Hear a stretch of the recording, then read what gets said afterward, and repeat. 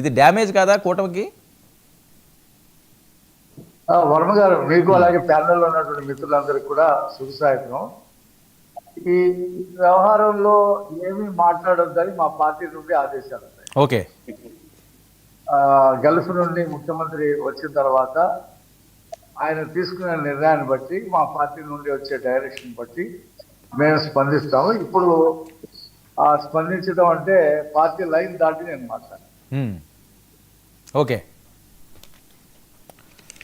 సరే పోనీ ఇది డ్యామేజ్ అవుతుందా మీ దృష్టిలోనే? ఏం మాట్లాడు, దాని గురించి వివరాలు నాకేం చెప్పొద్దు. డ్యామేజ్ అనేది అవుతుందా లేదా అనేది ఎలా చెప్పగలం? ఇప్పుడు ముఖ్యమంత్రి తీసుకునే నిర్ణయం వీళ్ళు చేసిన దానికంటే బాగుందనుకోండి, ఆ డామేజ్ని దాటి అది ప్రజల్లోకి వెళ్తుంది కదా. ముఖ్యమంత్రి తీసుకునే నిర్ణయాన్ని బట్టి ఉంటుంది కదా అది. ఓకే. ప్రతి పార్టీలో ఇలాంటివి జరుగుతుంటాయి. వ్యక్తుల మధ్య కొన్ని ఈగోస్ జరుగుతూ ఉంటాయి. అది ప్రజలు ఒక్కొక్కసారి దాన్ని సీరియస్ గా తీసుకుంటారు. ఆ తర్వాత జరిగేటువంటి పరిణామాలని అంచనా వేస్తారు. ఇప్పుడు చంద్రబాబు నాయుడు గారు, లోకేష్ గారు రాష్ట్రంలో పరిశ్రమలు తీసుకురావాలి అనేటువంటి ఒక మహోత్తర కార్యక్రమంలో తిరుగుతున్నారు. ఇక్కడ ఇలాంటి సంఘటనలు జరిగినప్పుడు వాళ్ళు చేసేటువంటి ప్రయత్నాలు సఫలీకృతమయ్యి ప్రజలకి ఉపయోగం జరిగింది అనుకోండి, ఈ డ్యామేజ్లన్నీ దాంట్లో కొట్టుకుపోతాయి. అయ్యే పెద్ద నిలబడం. రాష్ట్ర ప్రయోజనాలు, ప్రజల ప్రయోజనాలు, ఈ రెండు కూటమి సర్కారు నెరవేరుస్తుంది అనుకోండి, ఈ వ్యక్తుల మధ్య వచ్చినటువంటి ఈగోలతో వచ్చేటువంటిది అది ఊరికనే టీ కప్పులో తుఫాన్లా వెళ్ళిపోతుంది. ఓకే. అదేం పెద్ద ప్రాబ్లం కాదు.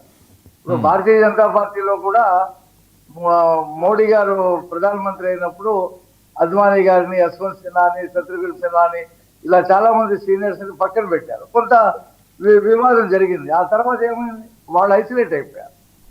అలాగా పార్టీ తీసుకునేటువంటి నిర్ణయాలు, ప్రభుత్వం చేపట్టినటువంటి కార్యక్రమాలు ప్రజలకి బాగా ఉపయోగం ఉన్నప్పుడు ఈ వ్యక్తులుగా వీళ్ళు చేసేటువంటి డ్యామేజ్ అది ఏముండదు, కొట్టుకుపోతుంది.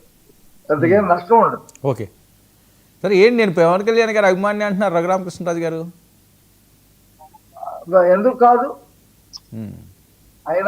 ఆయన పవన్ కళ్యాణ్ అభిమాని కాదని ఎవరు చెప్పారు? ఇదేమైనా డ్యామేజ్ అయిందా? ఇది బాగా పెద్ద ఎత్తున ట్రోల్ అయింది కదా సార్. ఇప్పుడు